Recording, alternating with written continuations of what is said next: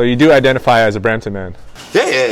I was born and grown here. I'm a Canadian Jamaican for sure. He has two citizenships, But Canadian and Jamaican. I've been to school. For some people that don't know, I've been to school in Jamaica. I got sent back to Jamaica when I was a little bit younger. I had to do some like a little year there.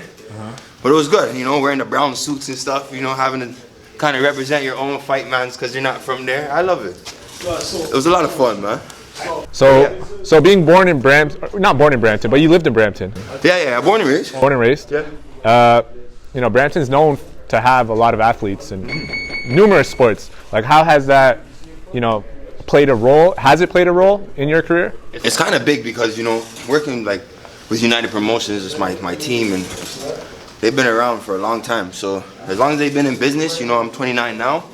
I've been hanging around their studios, you know, for years, actually, probably 2 decades now, watching fights there. So other than hanging around hearing about Russell Peters coming from areas I was from, or, you know, Anthony Bennett, Tristan Thompson, like Wiggins, those guys are all in the area.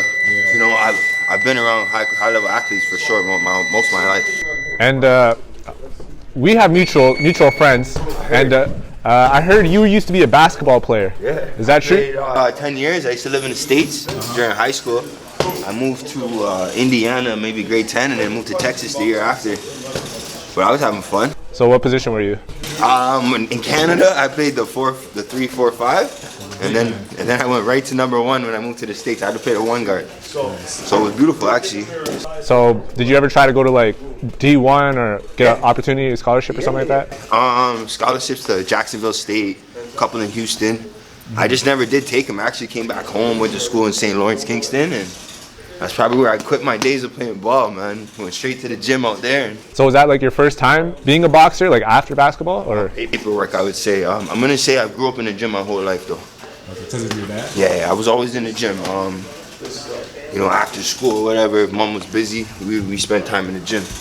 So what's it like having Dewith as your dad? Like, he's a former Olympian, champion. Like, how has that played a part?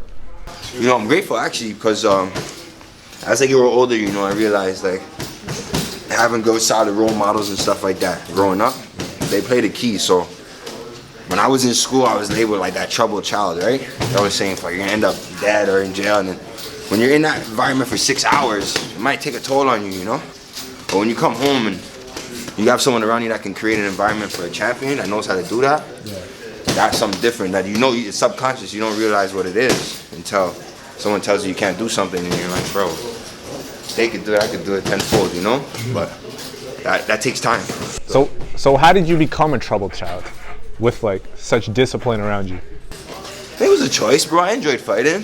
So like anyone that tried to fight me, I didn't really say no.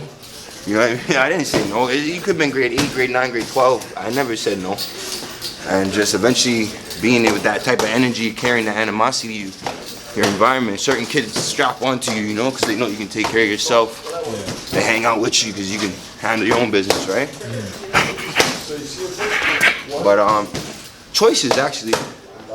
I just decided, you know, I like hanging out with people that did dramatic stuff, you know, and eventually I didn't think boxing was for me when I was a kid, but as I grew older and I realized I couldn't live without it, I just fell into it a little bit more. So most of my basketball coaches didn't let me box because of how I hit the bags or whatever. They're like, you're gonna break your hands, you know? So I realized after I took that away, boxing and stuff like that, the world got a little more less fun for me, you know?